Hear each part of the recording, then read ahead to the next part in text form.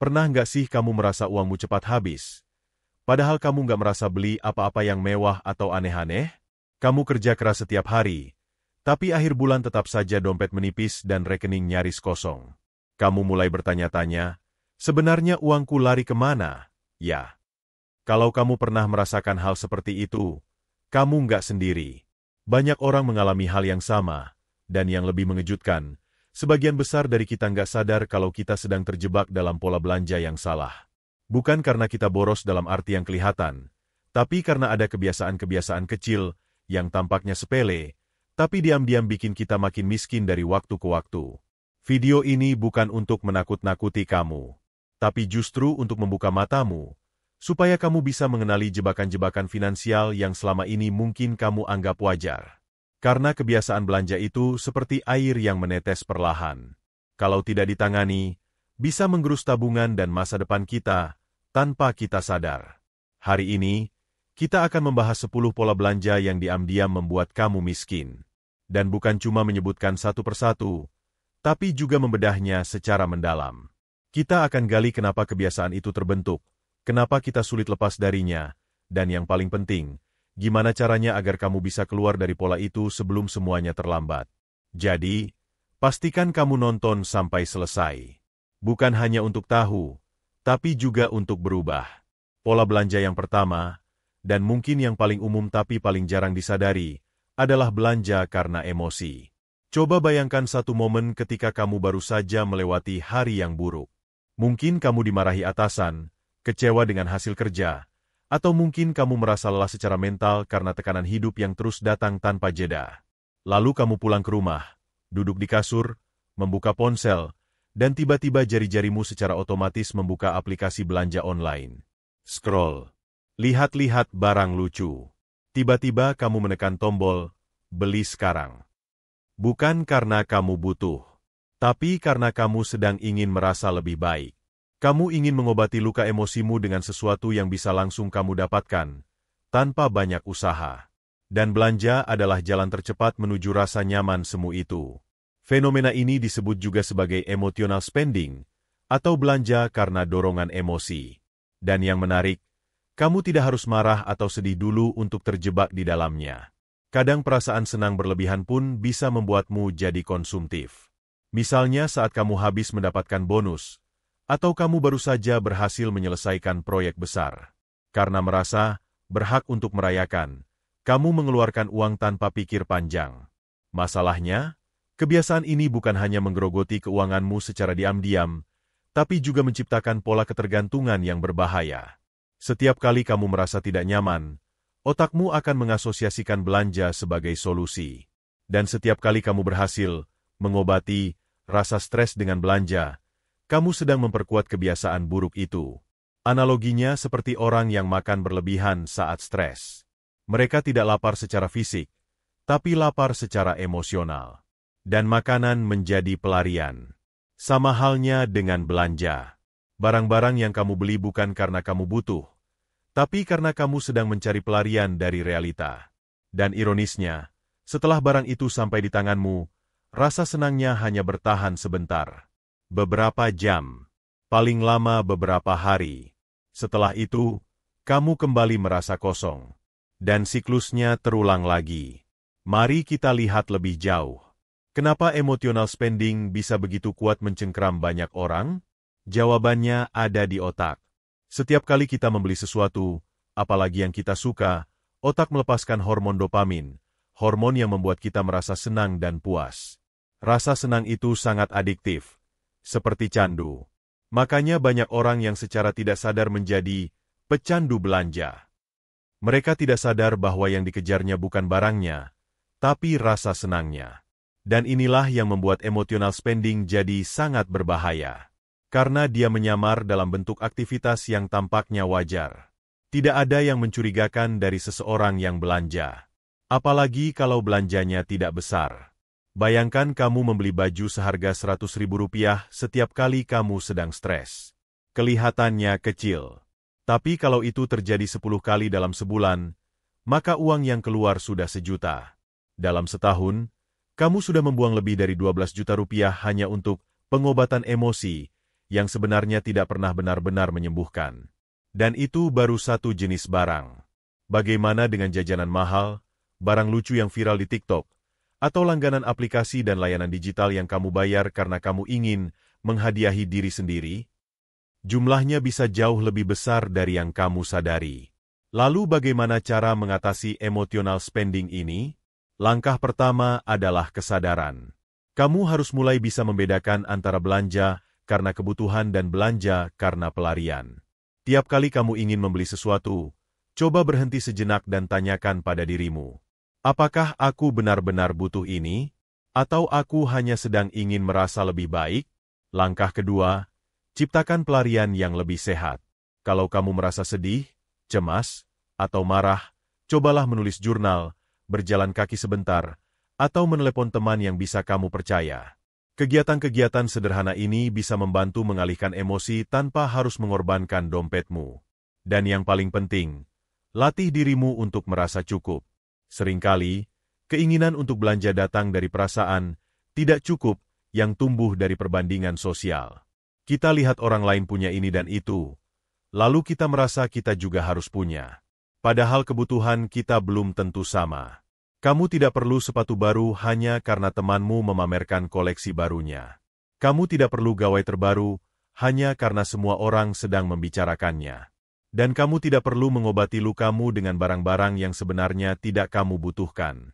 Kalau kamu bisa menaklukkan emotional spending ini, kamu sudah memutus salah satu rantai terbesar yang menghalangi kamu untuk maju secara finansial. Karena tidak peduli seberapa besar penghasilanmu, kalau kamu selalu mengeluarkan uang karena emosi, kamu akan selalu merasa kekurangan. Dan itu adalah awal dari kemiskinan yang tidak kamu sadari.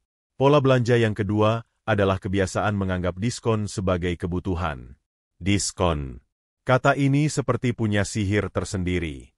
Begitu kita melihat angka yang dicoret dan diganti dengan harga yang lebih murah, ada rasa semangat dalam diri yang tiba-tiba muncul. Seolah-olah kita baru saja menemukan harta karun. Seolah kita sedang menghemat. Padahal kenyataannya, belum tentu. Mari kita jujur pada diri sendiri. Berapa kali kamu membeli sesuatu hanya karena harganya sedang diskon, padahal kamu tidak benar-benar membutuhkannya? Berapa kali kamu merasa, sayang banget kalau dilewatkan, hanya karena ada tulisan besar berwarna merah yang bertuliskan, potongan harga 70%? Dan lebih parahnya lagi, kadang kita sampai merasa bersalah kalau tidak membeli barang diskon itu. Seakan-akan kita sedang kehilangan kesempatan langka yang tidak akan terulang lagi. Padahal, kenyataan yang pahit adalah, diskon tidak membuatmu lebih hemat.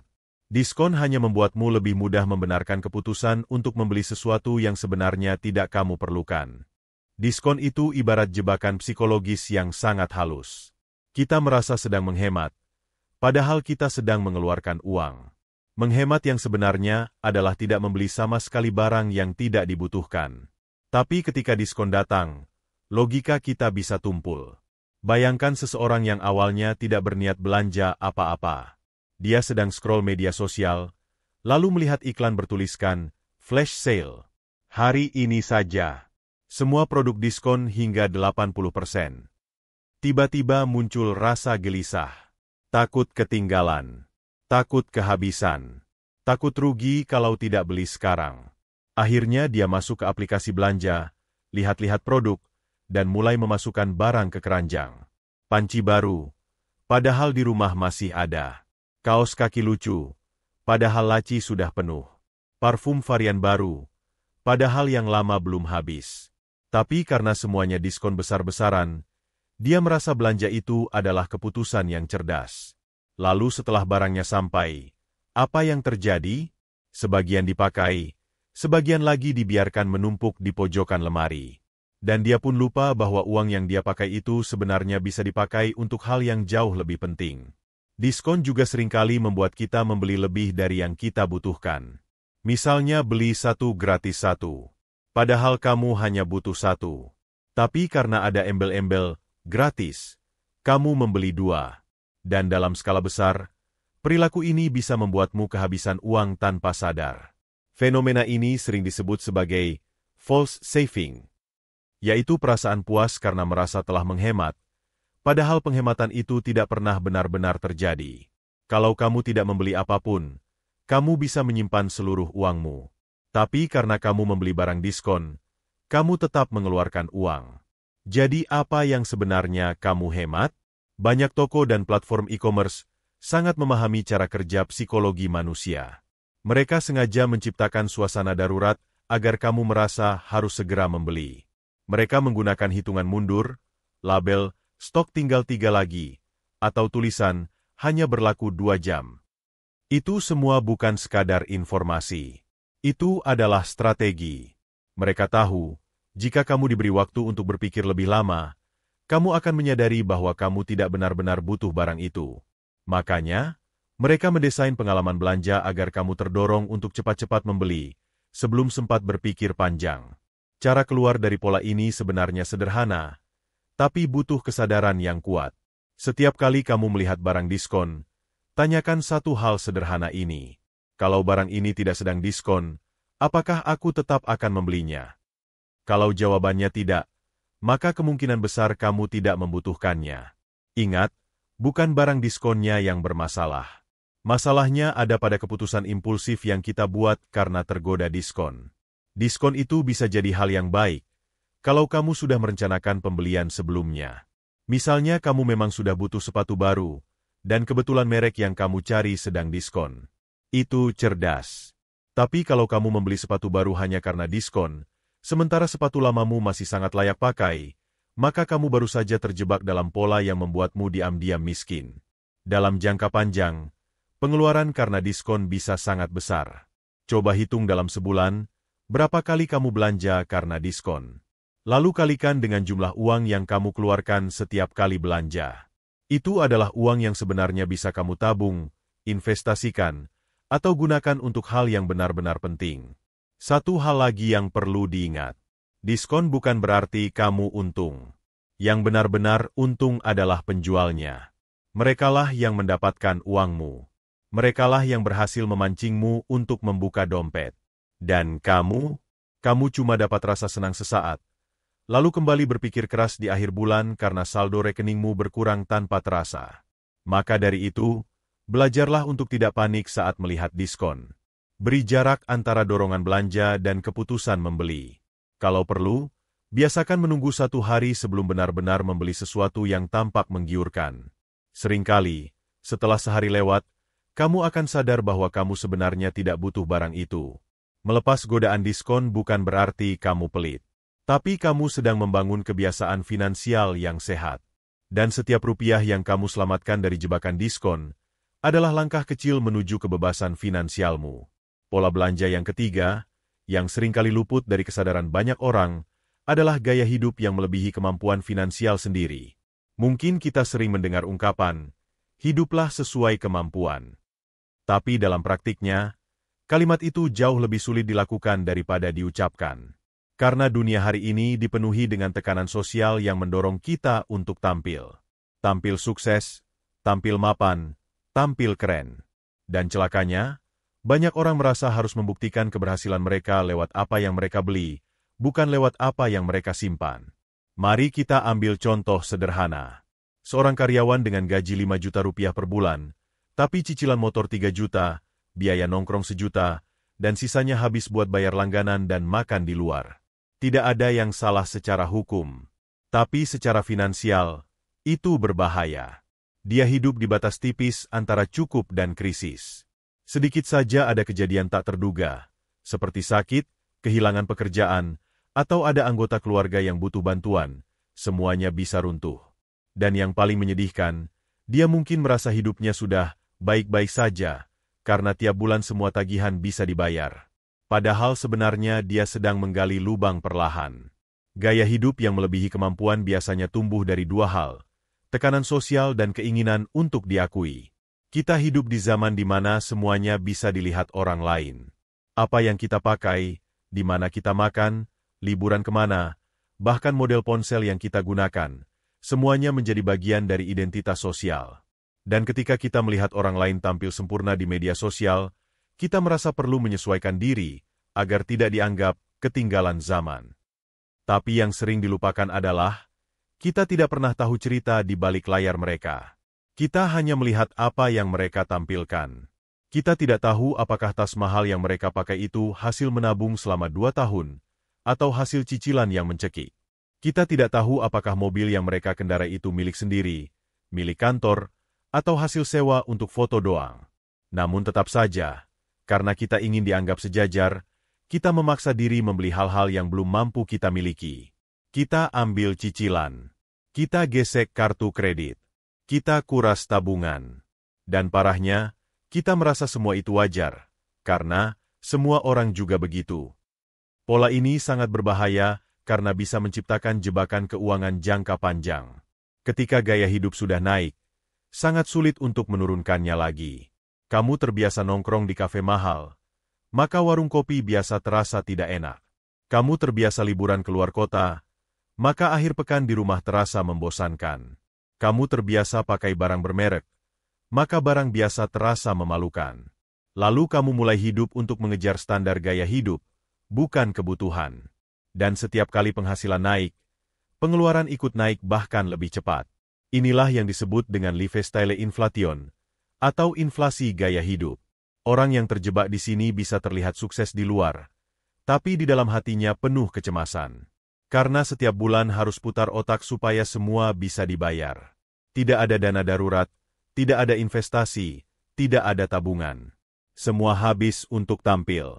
Dan ketika terjadi masalah besar, seperti PHK atau krisis ekonomi, mereka adalah orang pertama yang paling menderita.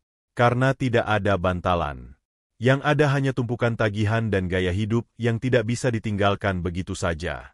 Solusinya bukan hidup miskin, tapi hidup realistis. Tidak perlu menghindari semua kenyamanan, tapi bijak dalam menentukan mana yang benar-benar perlu, dan mana yang hanya untuk gengsi. Misalnya, kamu bisa tetap makan di luar, tapi tidak harus setiap hari. Kamu bisa punya ponsel yang bagus, tapi tidak harus selalu keluaran terbaru. Kamu bisa pergi liburan, tapi direncanakan dengan matang sesuai kemampuan. Yang perlu dibangun adalah kesadaran bahwa hidup bukan kompetisi pamer. Bahwa ketenangan jauh lebih mahal daripada barang mahal. Bahwa kebebasan dari utang lebih penting daripada pujian orang yang tidak akan membantumu saat kamu kesusahan. Kamu tidak perlu menjelaskan pada siapapun kenapa kamu tidak ikut nongkrong. Kamu tidak perlu merasa minder hanya karena sepatu temanmu lebih mahal. Dan kamu tidak perlu membeli gaya hidup orang lain hanya karena takut terlihat biasa saja. Karena yang paling luar biasa adalah orang yang bisa hidup nyaman di bawah kemampuannya. Yang diam-diam menabung, berinvestasi, dan membangun fondasi finansial yang kuat, meski dari luar terlihat sederhana. Itu bukan pelit. Itu cerdas. Dan kalau kamu bisa menahan diri dari tekanan sosial untuk tampil mewah di luar kemampuan, kamu sudah menang jauh dibanding kebanyakan orang.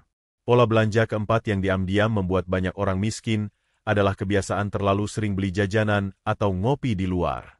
Kalau kita membahas hal ini, sebagian orang langsung berpikir, cuma kopi doang. Nggak seberapa. Masa iya itu bikin miskin? Dan disitulah letak masalahnya.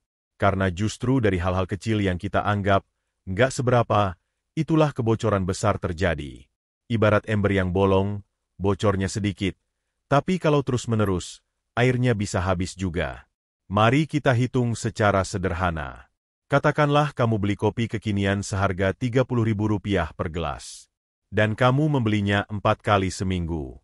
Itu artinya Rp120.000 per minggu. Kalikan 4 minggu. Jadi sekitar Rp480.000 per bulan.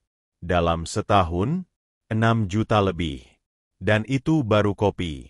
Belum termasuk camilan, dessert lucu yang sering muncul di iklan, atau jajanan di pinggir jalan yang kamu beli karena lewat dan lapar mata. Mungkin kelihatan kecil per item, tapi akumulasinya besar. Sangat besar. Yang lebih menarik lagi, seringkali kita membeli makanan atau minuman bukan karena lapar atau haus, tapi karena bosan, atau karena sedang ingin sesuatu yang manis, atau karena sedang nongkrong dengan teman. Akhirnya, kita jadi punya kebiasaan membeli makanan sebagai bentuk hiburan. Dan ini sangat berbahaya, karena akan terbentuk pola bawah sadar.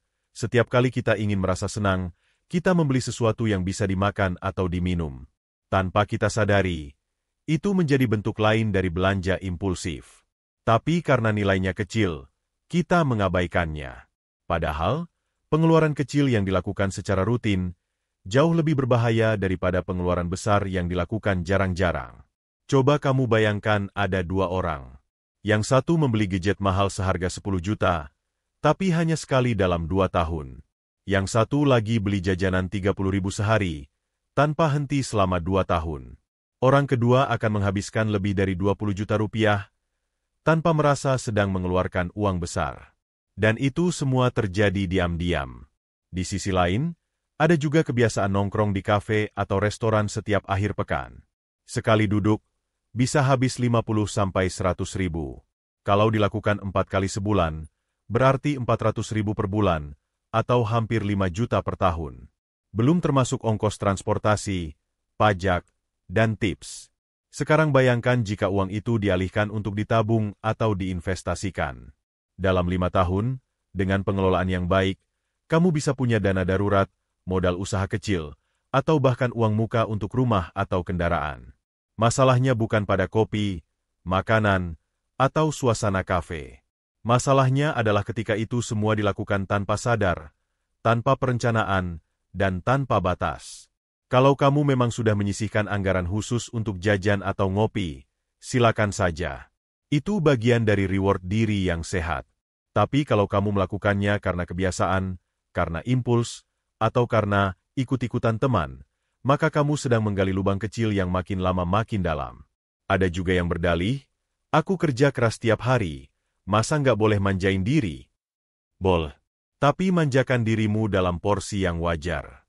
Karena kalau kamu terus memanjakan diri dengan cara yang salah, kamu tidak sedang merayakan kerja kerasmu.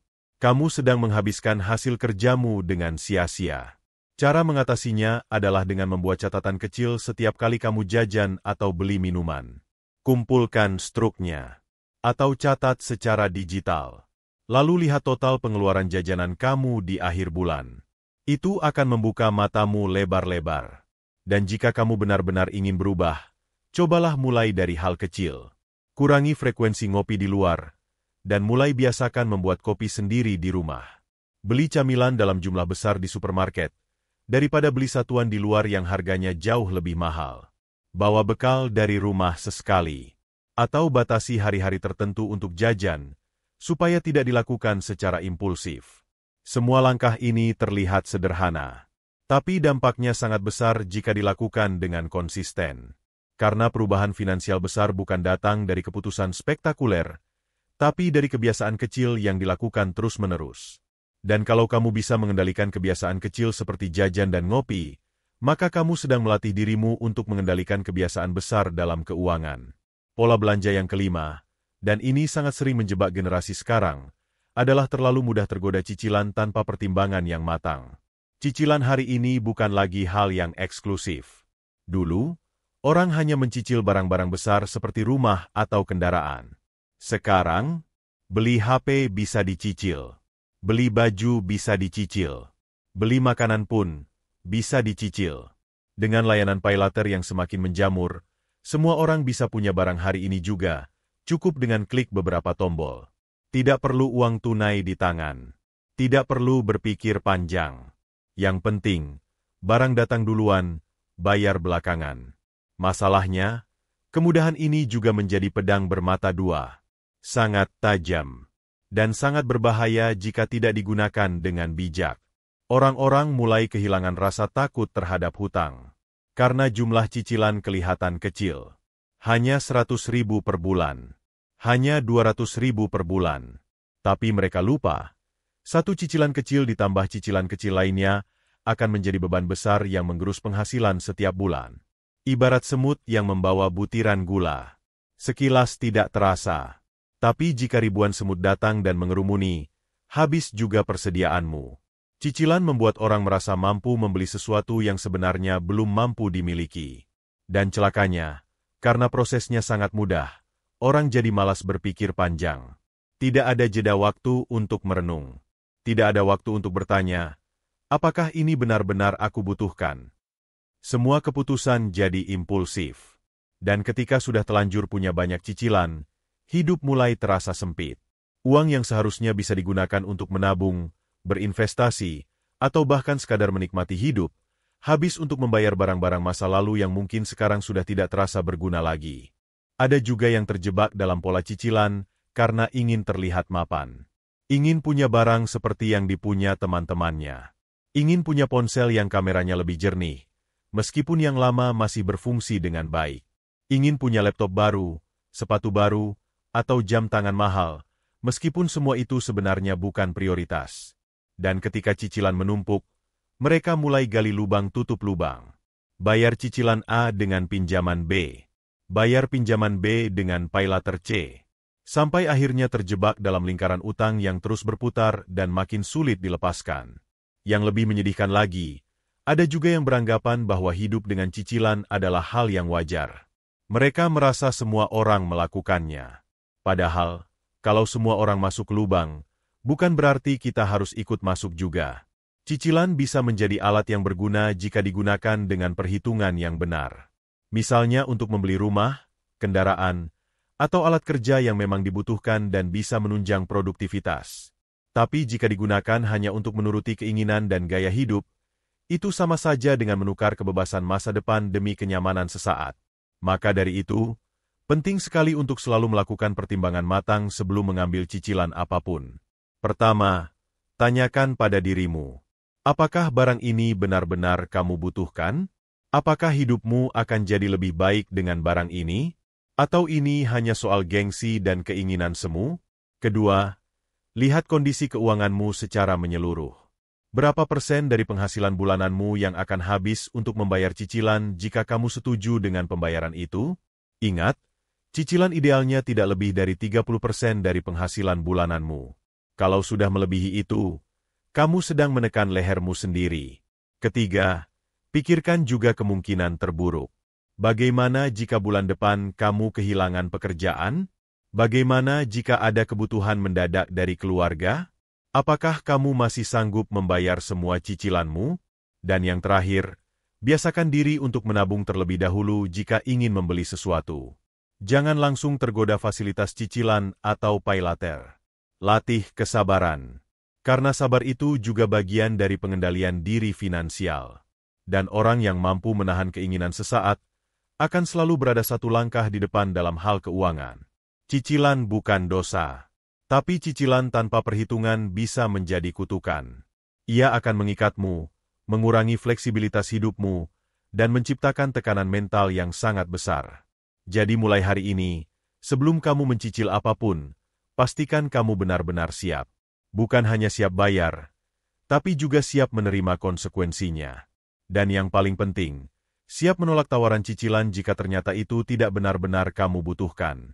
Pola belanja keenam yang diam-diam membuat banyak orang jatuh miskin adalah mengabaikan perencanaan keuangan dan belanja tanpa anggaran. Kalau kita bicara soal keuangan pribadi, banyak orang yang berpikir bahwa perencanaan itu hanya untuk orang kaya.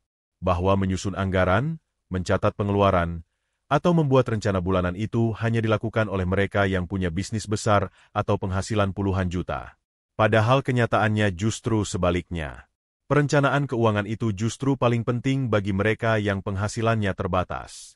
Karena ketika uang yang masuk tidak besar, maka setiap rupiahnya harus diarahkan dengan bijak. Setiap kesalahan kecil bisa berdampak besar. Sayangnya, kebanyakan orang hidup tanpa arah yang jelas dalam keuangannya.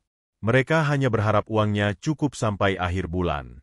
Dan ketika ditanya, kemarin uangmu habis kemana? Jawabannya seringkali adalah, nggak tahu juga, tahu-tahu habis aja. Itulah hasil dari hidup tanpa anggaran. Uang datang, lalu mengalir keluar tanpa kontrol. Setiap hari ada saja alasan untuk belanja. Makan siang di luar, ongkos taksi online, top-up dompet digital, beli pulsa, langganan aplikasi, dan berbagai pengeluaran kecil lainnya. Karena tidak dicatat, tidak direncanakan, dan tidak dievaluasi, semuanya dianggap wajar. Dan saat akhir bulan tiba, barulah muncul rasa panik.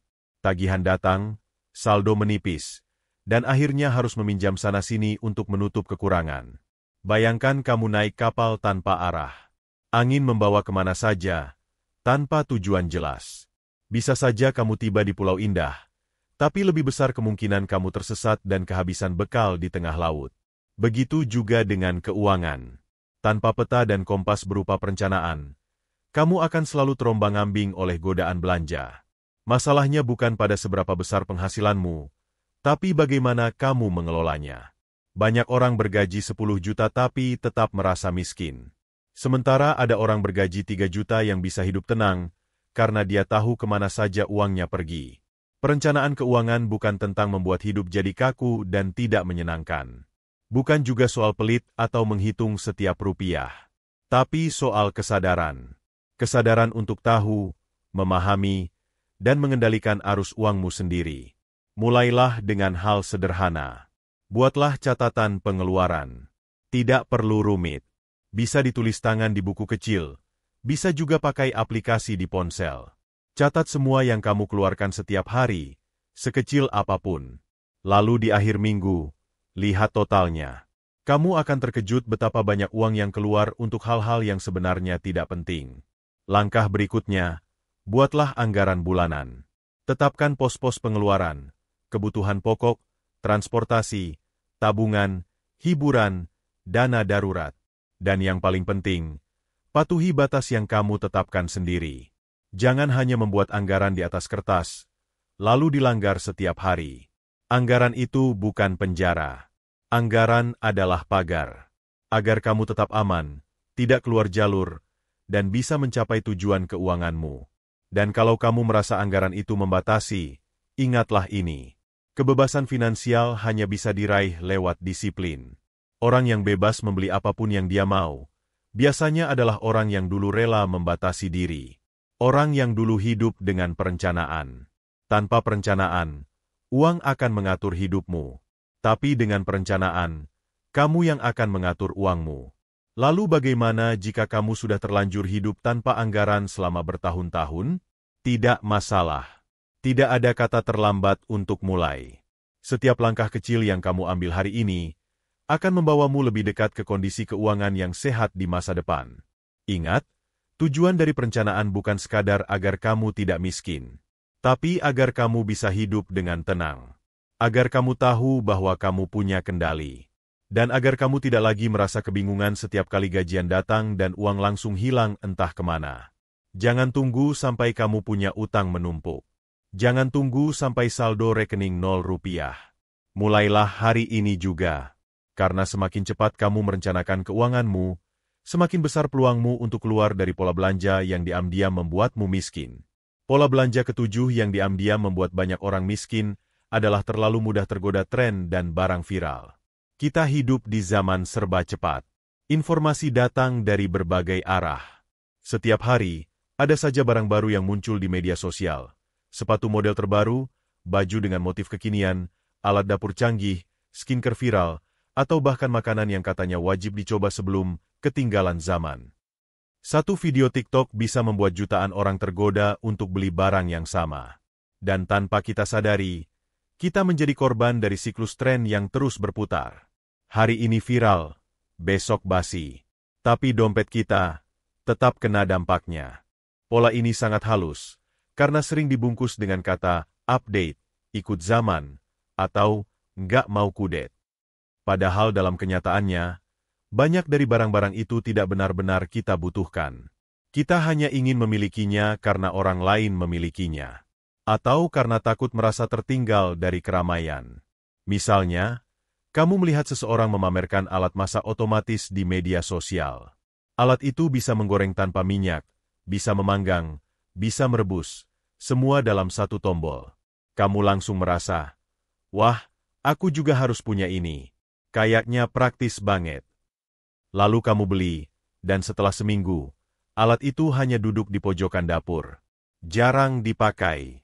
Dan kamu kembali ke cara memasak lama, karena ternyata alat itu terlalu ribet dibersihkan. Atau kamu melihat tren fashion tertentu. Baju model kekinian, sepatu edisi terbatas, jaket yang sedang booming karena dipakai artis terkenal. Kamu tergoda. Padahal gaya hidupmu tidak membutuhkan itu. Kamu bukan influencer. Kamu tidak harus tampil beda setiap hari. Tapi karena ingin terlihat up to date, kamu tetap membelinya. Masalah dari mengikuti tren adalah, tren tidak pernah berhenti. Selalu ada tren baru. Selalu ada barang yang lebih canggih, lebih keren, atau lebih viral dari sebelumnya. Dan kalau kamu terus mengejar tren, kamu akan terus-menerus membeli barang, tanpa sempat menikmati apa yang sudah kamu punya. Ini seperti orang yang berlari mengejar bayangan sendiri. Semakin dikejar, semakin jauh. Dan akhirnya, lelah sendiri. Dari sisi psikologi, perilaku ini disebut FOMO, atau rasa takut tertinggal. Kita merasa kalau kita tidak punya barang itu, kita akan ketinggalan, kita akan dianggap tidak keren, atau kita akan kehilangan kesempatan besar. Padahal kenyataannya, hidup kita tidak berubah banyak dengan atau tanpa barang itu. Dan yang lebih gawat, banyak tren yang dibentuk oleh strategi marketing besar. Para perusahaan dan influencer bekerja sama untuk menciptakan kebutuhan palsu. Mereka tahu betul bagaimana memanipulasi rasa ingin tahu dan rasa tidak ingin tertinggal. Mereka sengaja membuatmu merasa bahwa kamu harus punya, padahal kamu sama sekali tidak membutuhkannya. Bayangkan berapa banyak uang yang sudah kamu habiskan untuk barang-barang yang sekarang sudah kamu lupakan. Barang yang dulunya kamu anggap keren, sekarang teronggok di sudut lemari. Barang yang dulunya kamu banggakan di Instagram, sekarang bahkan tidak kamu lirik lagi. Coba kamu kumpulkan semua barang yang kamu beli karena tren. Lalu tanyakan pada dirimu, berapa dari barang-barang itu yang benar-benar mengubah hidupmu menjadi lebih baik? Berapa yang kamu pakai secara rutin? Dan berapa yang hanya memenuhi tempat penyimpanan? Jawabannya bisa jadi membuatmu tercengang. Lalu bagaimana cara keluar dari jebakan tren? Pertama, latih diri untuk menunda pembelian. Kalau kamu melihat barang yang sedang viral, jangan langsung beli. Tunggu 3 hari, seminggu, bahkan sebulan. Lihat apakah kamu masih tertarik setelah waktu berlalu. Seringkali, keinginan itu hilang sendiri. Kedua, tanyakan fungsi dan manfaatnya.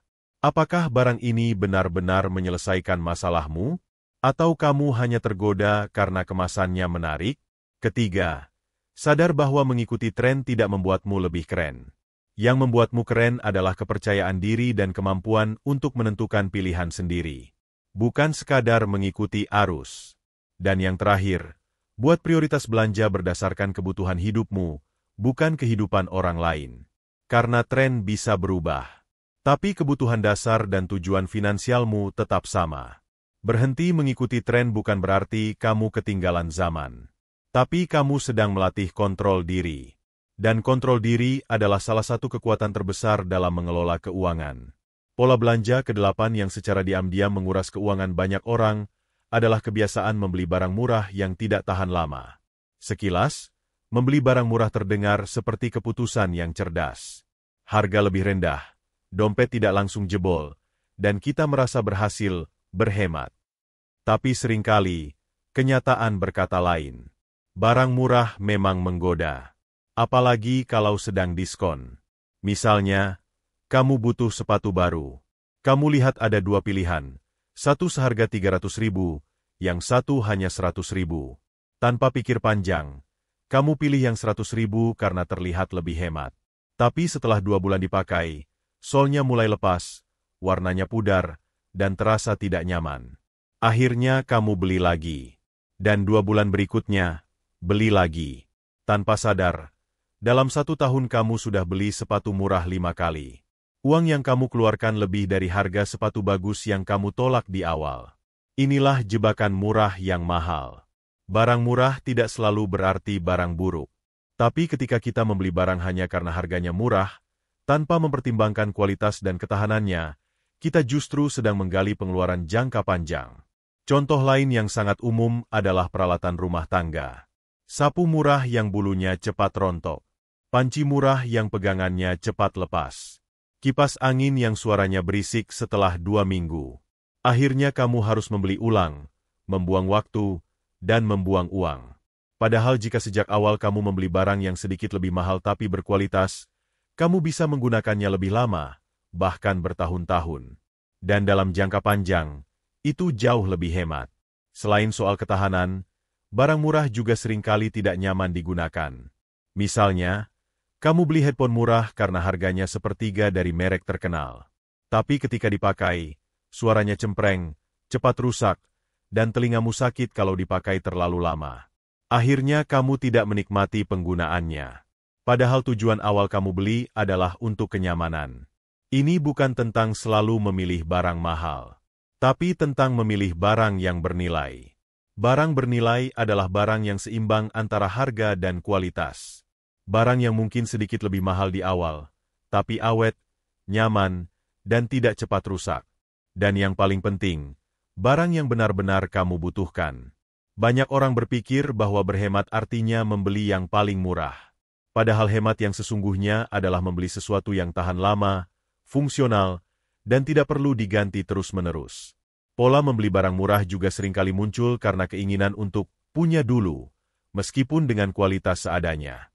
Misalnya, kamu ingin punya jam tangan, tapi karena yang bagus mahal, kamu beli jam tangan KW yang desainnya mirip.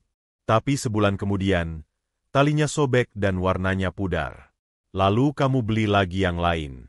Begitu terus, sampai total pengeluaranmu lebih besar dari harga jam tangan asli yang kamu impikan sejak awal. Ini bukan hanya boros, tapi juga membuang potensi keuanganmu. Karena uang yang kamu pakai untuk membeli ulang, seharusnya bisa digunakan untuk menabung atau berinvestasi. Jadi bagaimana cara keluar dari pola ini? Pertama, ubah cara berpikirmu soal harga. Jangan hanya tanya, berapa harganya? Tapi juga tanya, berapa lama barang ini akan bertahan? Tanya juga, apakah aku akan puas dengan kualitasnya? Kedua, jika memang belum mampu membeli barang yang berkualitas, lebih baik tunda dulu pembelian. Tabung sampai cukup. Menunggu lebih baik daripada buru-buru beli sesuatu yang hanya memberi kepuasan sementara. Ketiga, bandingkan harga dengan cermat. Kadang dua barang punya harga yang mirip, tapi kualitas sangat berbeda. Baca ulasan, cek bahan, dan perhatikan detailnya. Dan yang paling penting, sadar bahwa keputusan belanja hari ini akan berdampak pada keuanganmu di bulan-bulan berikutnya. Membeli dengan cermat hari ini bisa menyelamatkanmu dari pengeluaran berulang di masa depan. Berani memilih kualitas adalah bentuk penghargaan pada dirimu sendiri. Karena kamu layak mendapatkan barang yang bertahan lama, yang berfungsi baik, dan tidak membuatmu repot setiap bulan. Murah boleh, tapi jangan murahan. Dan jika kamu harus memilih antara kelihatan hemat atau benar-benar hemat, selalu pilih yang kedua. Pola belanja ke-9 yang secara diam-diam bisa membuatmu jatuh miskin adalah membeli sesuatu hanya karena orang lain punya. Ini adalah salah satu bentuk belanja paling impulsif yang sering terjadi tanpa kita sadari. Bukan karena butuh, bukan karena cocok, tapi semata-mata karena kita melihat orang lain memilikinya, dan kita merasa harus punya juga. Ini bisa terjadi di banyak aspek kehidupan. Kita melihat teman membeli ponsel baru, tiba-tiba kita merasa ponsel kita jadi terlihat jadul. Kita melihat tetangga mengganti motor, tiba-tiba kita mulai berpikir bahwa motor kita sudah malu-maluin.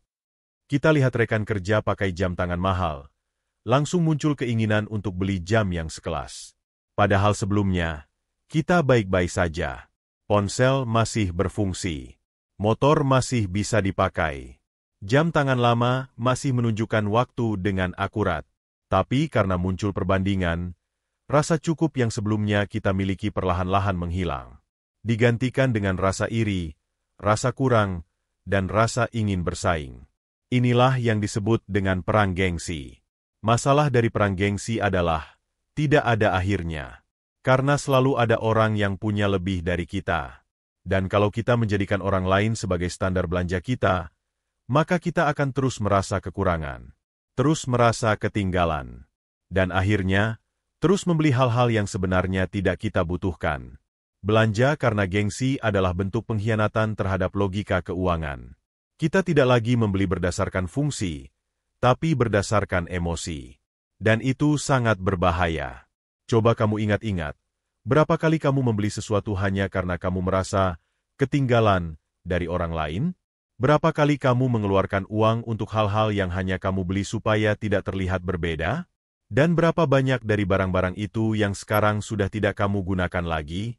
Ini bukan hanya tentang uang yang terbuang, tapi juga tentang pola pikir yang keliru. Ketika kamu membeli sesuatu hanya karena orang lain punya, kamu sedang menyerahkan kendali hidupmu pada orang lain. Kamu tidak lagi menjadi pemimpin dalam keputusan keuanganmu sendiri. Kamu menjadi pengikut.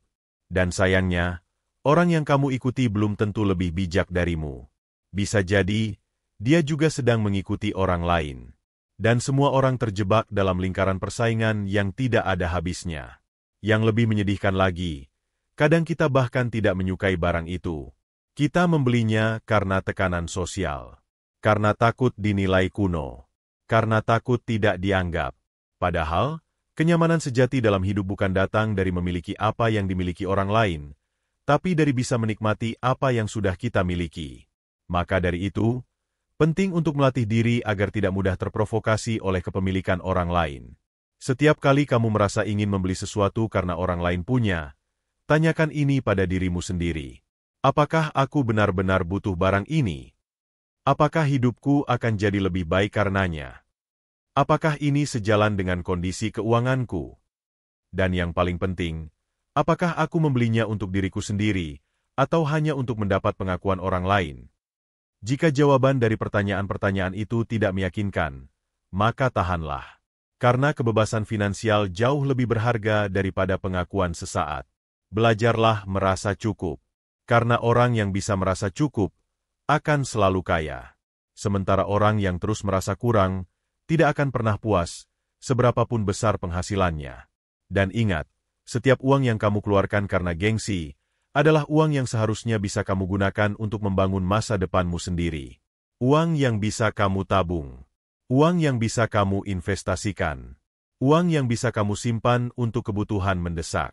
Jadi mulai hari ini, berhentilah membeli hanya karena orang lain punya.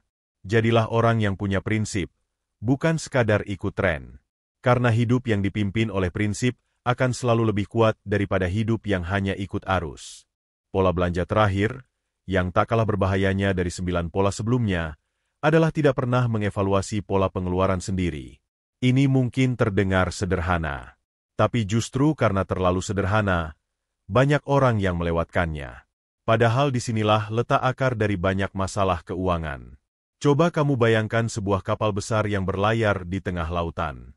Kapal itu punya mesin kuat, bahan bakar cukup, dan awak kapal yang andal. Tapi kalau tidak pernah mengecek arah, tidak pernah memperbarui peta perjalanan, atau tidak pernah mengevaluasi kemajuan, maka besar kemungkinan kapal itu akan melenceng dari jalur. Atau bahkan tersesat. Begitu pula dengan keuangan kita. Kita bisa punya penghasilan rutin setiap bulan. Kita bisa punya niat baik untuk berhemat. Tapi kalau kita tidak pernah duduk sebentar untuk melihat, sebenarnya uangku lari kemana saja. Kita tidak akan pernah tahu apakah kita sedang berjalan ke arah yang benar, atau sedang meluncur pelan-pelan ke jurang. Banyak orang hidup dengan pola yang sama dari bulan ke bulan. Dapat gaji, belanja kebutuhan, bayar tagihan, sisa uang dipakai sesuka hati. Lalu ketika uang habis, mereka berkata, "Yah, belum rejeki," atau "Nanti aja nabungnya bulan depan." Masalahnya, bulan depan itu tidak pernah datang. Karena tidak ada yang berubah.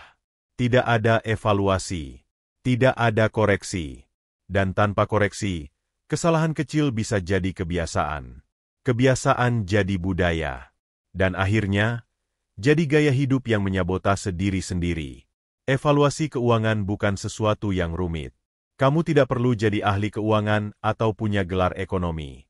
Kamu hanya perlu waktu, kejujuran, dan kemauan untuk melihat dengan jujur bagaimana kamu memperlakukan uangmu sendiri. Mulailah dengan melihat kembali pengeluaran bulan lalu. Catat semuanya. Mana yang benar-benar penting, dan mana yang sebenarnya bisa dihindari. Lalu, tanya pada dirimu, apakah ada pengeluaran yang berulang tapi tidak memberikan nilai jangka panjang? Apakah ada pos belanja yang terlalu besar dibanding yang lainnya? Apakah kamu benar-benar mengontrol uangmu, atau hanya mengalir begitu saja mengikuti kebiasaan? Banyak orang takut mengevaluasi keuangan karena takut menghadapi kenyataan. Takut melihat angka-angka yang tidak seimbang. Takut merasa bersalah karena terlalu boros. Tapi justru karena takut itulah, masalah tidak pernah selesai. Semakin dihindari, semakin menumpuk. Padahal, evaluasi adalah langkah pertama untuk memperbaiki keadaan. Dengan evaluasi, Kamu bisa mulai membuat perubahan kecil. Kamu bisa mengurangi pengeluaran tak penting. Kamu bisa mengatur ulang prioritas. Kamu bisa menyesuaikan anggaran supaya lebih realistis. Dan yang paling penting, kamu bisa mengambil kembali kendali atas hidupmu. Karena tidak ada yang lebih menenangkan selain tahu bahwa kamu mengendalikan keuanganmu, bukan keuangan yang mengendalikan kamu. Evaluasi juga akan membantumu menyadari pola-pola buruk yang selama ini tersembunyi. Mungkin kamu terlalu sering makan di luar tanpa sadar. Mungkin kamu punya langganan aplikasi yang sebenarnya tidak pernah dipakai. Atau mungkin kamu terlalu sering belanja online hanya karena iseng. Semua itu hanya bisa terlihat jika kamu bersedia melihat lebih dekat. Dan begitu kamu tahu, kamu bisa memperbaikinya. Lakukan evaluasi keuangan secara rutin. Setidaknya sekali sebulan. Luangkan waktu 1 atau 2 jam untuk duduk tenang, membuka catatan keuangan, dan merefleksikan bagaimana kamu menggunakan uangmu selama 30 hari terakhir. Kamu tidak perlu langsung sempurna. Yang penting, kamu sadar. Dan dari kesadaran itu, akan lahir perubahan-perubahan kecil yang jika dilakukan terus-menerus, akan membawa dampak besar dalam hidupmu. Jangan remehkan kekuatan mengevaluasi diri. Karena orang yang rutin mengevaluasi, akan lebih cepat menyadari kesalahan. Dan orang yang cepat menyadari kesalahan, akan lebih cepat sampai ke tujuan. Jadi kalau hari ini kamu merasa uangmu sering hilang tanpa jejak, merasa terus kekurangan meski gajian rutin, atau merasa hidupmu tidak pernah cukup, mungkin bukan karena uangmu terlalu sedikit. Tapi karena kamu belum benar-benar mengevaluasi kemana saja uang itu pergi. Dan sampai di sini, kita sudah membahas 10 pola belanja yang diam-diam membuat banyak orang jatuh miskin. Mulai dari mengejar diskon palsu, beli barang impulsif, gaya hidup mewah, jajan berlebihan, cicilan tak terkendali, belanja tanpa anggaran, hingga membeli hanya karena orang lain punya. Semua pola ini memiliki satu kesamaan, dilakukan tanpa sadar. Dan karena dilakukan tanpa sadar, mereka tampak biasa-biasa saja. Tapi justru disitulah bahayanya. Karena masalah finansial tidak selalu datang dengan suara keras. Ia datang pelan-pelan, lewat kebiasaan kecil, lewat keputusan yang diulang terus-menerus. Dan sebelum kita sadar, kita sudah terjebak di dalamnya. Tapi kabar baiknya, setiap pola bisa diubah. Setiap kebiasaan bisa diganti. Dan setiap orang punya kesempatan yang sama untuk memperbaiki kondisi keuangannya, mulai dari hari ini. Kuncinya adalah kesadaran. Lalu diikuti dengan tindakan. Bukan tindakan besar yang mengubah segalanya dalam semalam, tapi tindakan kecil yang konsisten dilakukan setiap hari. Hiduplah dengan bijak. Kelola uangmu dengan tenang. Dan jangan biarkan gaya hidup membuatmu miskin pelan-pelan. Karena pada akhirnya, kekayaan sejati bukan diukur dari banyaknya barang yang kamu miliki, tapi dari seberapa tenang dan bebas kamu menjalani hidup.